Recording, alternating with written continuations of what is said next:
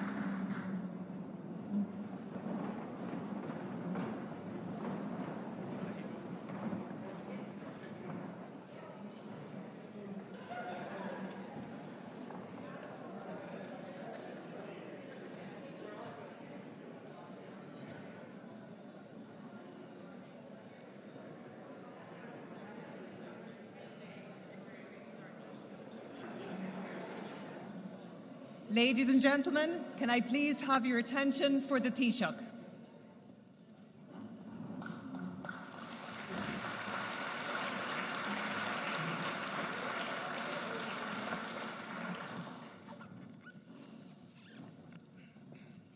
President Biden, Your Uachtaráin, Your Taoiseach, distinguished guests, ladies and gentlemen, dear friends, Tá fáilte romh go léir chuig Caisleáin Blach Lia. Almost 250 years ago, some 3,000 miles away, on the far side of the Atlantic Ocean, a brave band of patriots summoned her children to her flag and struck forth for freedom. It was a proclamation of liberty that inspired people around the world. If America could be a free nation, then why could all nations of the world not be free? And exactly 140 years later, in 1916, a brave band of Irish men and women held those same truths to be self-evident and declared our independence, igniting a fire that still burns brightly today. Mr. President, our countries share a similar past and philosophy. We're joined by bonds of kinship as well as friendship. But most importantly, we share the same vision about the future and what can be achieved. As you said earlier, all that is possible. Throughout our histories, our countries have been at their best when we've lived up to the promise of those early dreamers, our forebears. When we cherish all of our children, all of our people equally, regardless of gender, age, background, race or religion. When we welcome new arrivals with the Céilmí de Fáilte and open our hearts as well as our homes. When we show courage to defend the principle that all people are created equal, and we fight to protect those inalienable rights described so long ago. When we become beacons of hope as well as of liberty, helping others to find their own paths to freedom and the freedom to achieve freedom. That is the promise of America, and that is the promise of Ireland too. Today it defines our response to the invasion of Ukraine, because the war is an attack on the international community and therefore is an attack on us all. Our hearts are filled with sympathy and understanding for the people of Ukraine, as well as the huddled masses who have been forced to flee to go west to safety. Mr. President, we thank you, your administration and your nation for the leadership that you've shown on Ukraine. We stand with you, shoulder to shoulder, for as long as it takes.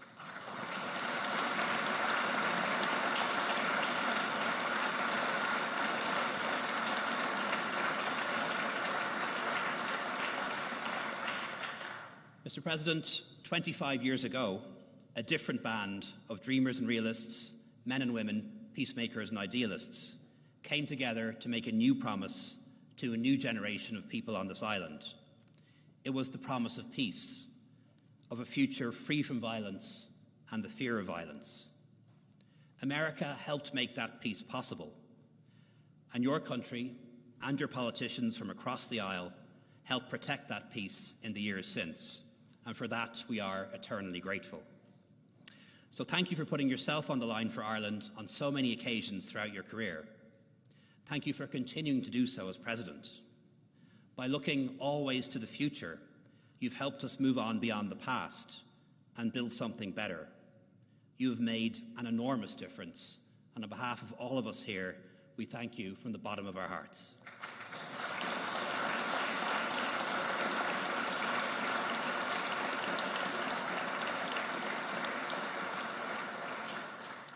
Uachtaráin is symbol na heraní an Shamrogue, Comórniu agus Fianné. Seasan sibh dó siúd a going a rugó an seo, ar glann níos lethe ar fud an down, agus gach duine a hagan an seo chun tús a chur le saol nua. Is airnig muid, ó gúcais, de rawa, agus le grás today. We are Irish by heritage, by choice, and by grace of God. I know as politicians it is important to pause for a moment and to acknowledge the significance of what has been achieved in the past 25 years. Because to grow up in the shadow of fear and violence is no childhood at all. To grow up free to dream, able to pursue life, love and happiness is a remarkable legacy, and one that you have helped to make possible. So our mission now must be to keep the promise of 25 years ago and to honour the sacrifices that have been made by so many from across all communities in Northern Ireland and beyond. Ireland is a great country. It's not a perfect country, none such exists, and we face our own challenges and concerns. But we've never lost the idealism of those earlier generations who dreamed of freedom and so much more. And we'll never stop working to improve the lives of our people, fighting to protect our planet, and speaking out on the world stage for our shared values of freedom, democracy, liberty, human rights, and as you said today, President, above all, dignity.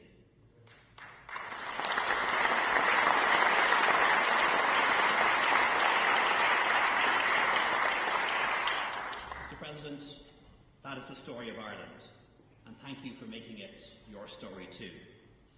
Thank you for spending so much of your precious time on our beautiful island. Thank you for bringing such a large delegation with you. Cabinet Secretaries, Members of Congress, advisors, officials, mayors, your ambassador, and of course your family.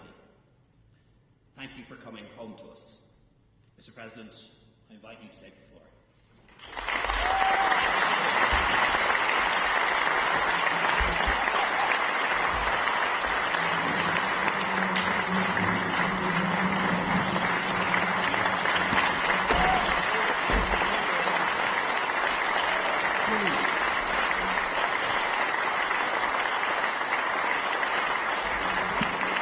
Thank you very much. Please sit down. My colleagues with me know me. They're never going to forget this.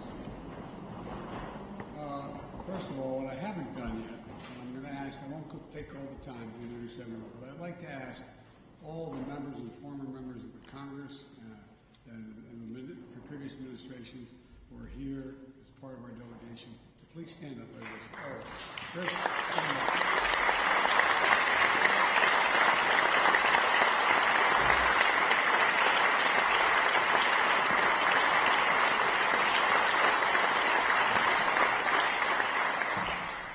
They're the reason why, even if I didn't believe what I believe, I have to believe what I believe.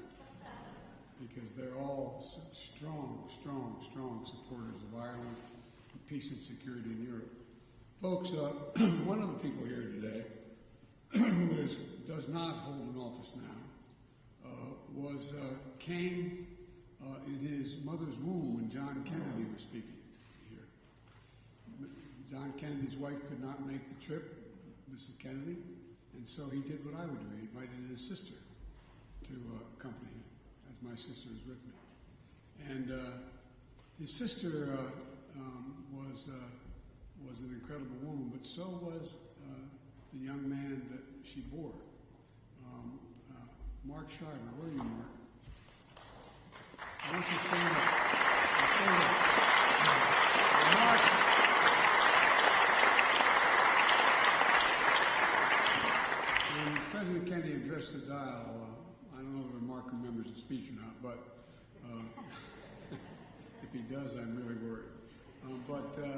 You know, I mention this because if it weren't for his father, Sergeant Shriver, I would not be standing here. In 1972, I was a young man, not old enough to be sworn in as a senator, running for the Senate, making me the second youngest man ever elected to the Senate. And his dad was finishing up the campaign, and he was vice presidential candidate. And he was finishing up the campaign. He was all the way up in Massachusetts. And I asked if he could come to a major event we had and close out every election in my little state of Delaware. It's the single biggest event. And he came. He came. And he lied like hell about me. He said wonderful things about me and what future I would be part of. And I won by an overwhelming margin of 3,200 votes statewide. But I just want to acknowledge that. And I want to thank his father, who was a wonderful man who's passed away. But anyway, Mark, as my dad would say, you got good blood, kid. You've got good blood.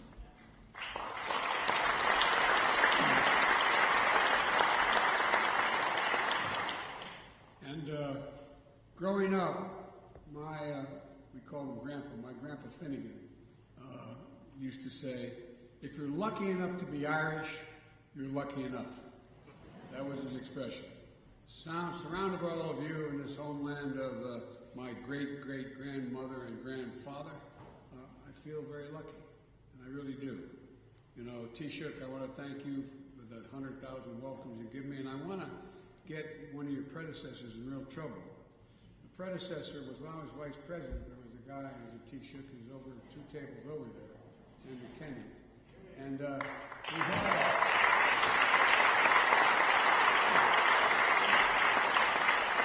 I would have a breakfast as vice president, I would have breakfast every St. Patrick's Day for those who are the leading Irishmen in the United States Congress, as well as a couple of the prelates who were around who were big supporters, and the Taoiseach. And they came over. We did that 8 times, I think, while I was there. The 6th time that I had him over, and then I'd walk him over to the White House to meet with the president. And we'd sit with the president. And so I'm sitting where the vice president sits, and the president is where he sits, Obama. And Endo looks at the president and says, for God's sake, Rock, let the boy go home. They keep sending him to Iraq and Afghanistan. No, let him go home. And Barack turned around and said, well, go the hell home. Go home. Well, anyway, I want to thank you, pal. Thank you for doing it. And I appreciate it. That was my first legal way to actually come as a city vice president. And you know, I want to thank Lord Mayor Caroline Conroy tonight, and I bring 100,000 welcomes. I'm not going to attempt to say in the Gaelic from every corner of the United States, because every corner of the United States is loaded with Irishmen who would be delighted to be here. Proud Americans who also count themselves as sons of yours, daughters of yours, cousins, brothers, sisters, grandparents, parents. They really take great pride in their association with Ireland. And quite a few who wish they were lucky enough to be Irish as well. And the fact is that I also want to thank Marie Haney for being here tonight and attending this evening as well. It is special to have her with me tonight. We're having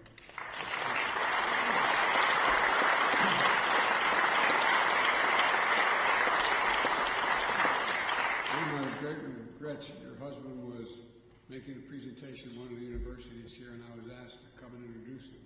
And I couldn't because we were voting. And I really regret that. I really regret that. But I've had a lifelong love for Irish poets, and words made famous by Yeats like, in dreams began responsibility. We have a lot of dreams. We have a lot of dreams. I've never been doing this a long time. I've never been more optimistic about the future of both our countries than I am today. I mean it. Never in my entire life have I been more optimistic. And you know, as your husband would have said, believe the further shore is reachable from here. I believe the further shore is reachable from here. I honest to God do. I've been doing this a long time. You know, our words have the power to make history, Bolden said.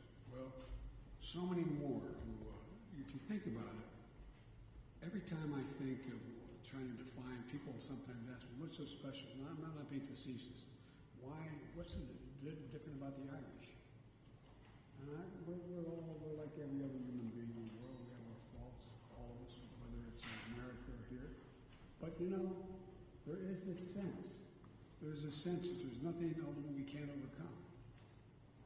We've been through the troubles. We've been through the troubles personally and in terms of politically. But there is a sense that if you just stay at it, we can get it done. There's nothing that can ultimately defeat us. You know, the one poem I found a few years ago while going through the old boxes of my mom. Our mom passed away. I didn't have the heart to. She, the last several years, thank God, was able to live with me. And all of my siblings got together and we built a place just outside the house. And my mom, it was part of the house, but my mom didn't want to live in the house because we always had a relative living in the house, our small house. And she said, I'm never going to be a burden. She was no burden. She was a blessing. But the point is that, the fact was that going through the old boxes, that I found 114 poems written by my our great-grandfather, Edward Blewett Finnegan. And he came here with his parents back at the time of the famine. And he became a well-educated man. He got a degree from Lafayette College, and he had 4 sons. They all got degrees there as well. And he became a mining engineer. And raised in Scranton, but heart that he had was molded by his father and his grandfather. And those poems he wrote were almost all of them about his Ireland. And in 1925, which is he died shortly after that. In 1925, one of the later poems he wrote was called The Workers. He said, no barrier is too thick or strong to stay their onward march each day.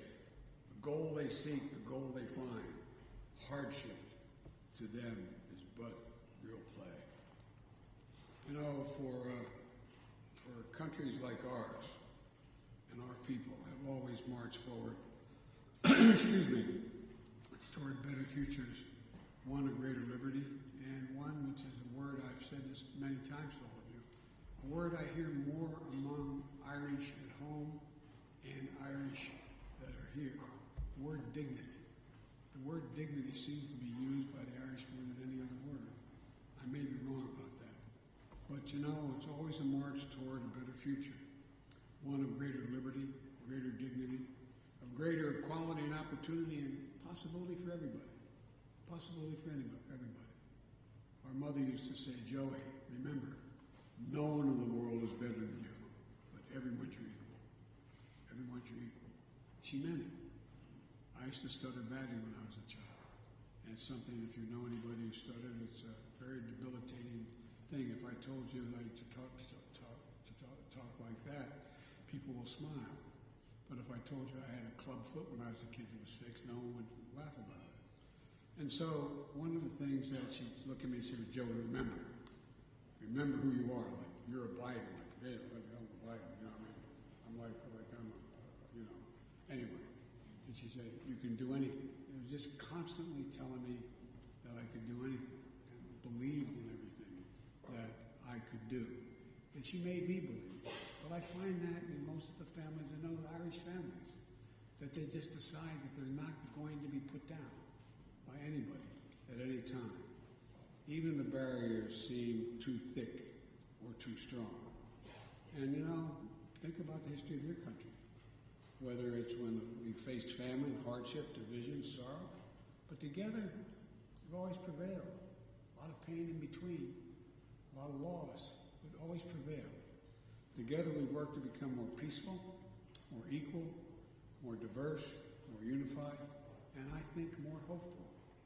And so today, wherever there is a yearning for freedom, a struggle for change, a cry for justice, people around the world know they can count on Ireland. They can count on Ireland. And I believe they can count on the United States with notable exceptions once in a while. You know, it's not just for hope, but for help, to help them meet their own needs and help them march on. For the hand of friendship, common commitment to human dignity. Our countries remember well the cost of war and, most importantly, the profits of peace.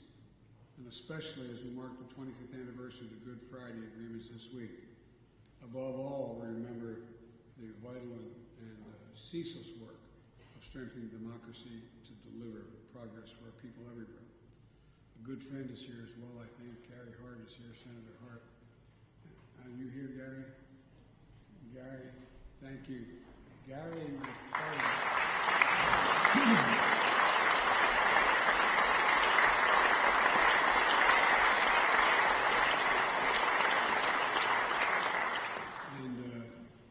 and I just want to say that, I'll end by this. I think we really do stand at an inflection point. I've used that phrase several times in talks I've had here. But the decisions we make now are going to determine what the next 3 or 4 decades are going to look like.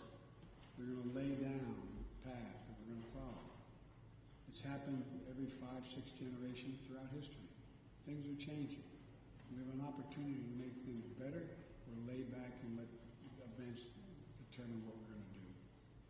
And folks, tonight, sitting in this beautiful castle where I had the honor to speak to the people of Ireland in 2016, let's resolve to march onward with each other and all those who seek a better future, because the vast majority of us do. So let's renew our commitment to defending all the values we stand for. And let's remember, no barrier is too thick nor too strong for Ireland or the United States of America, especially today. There's nothing, and I mean this from the bottom of my heart, there's nothing our nations can't achieve if we do it together. I really mean it. So thank you all. God bless you all. Let's go late.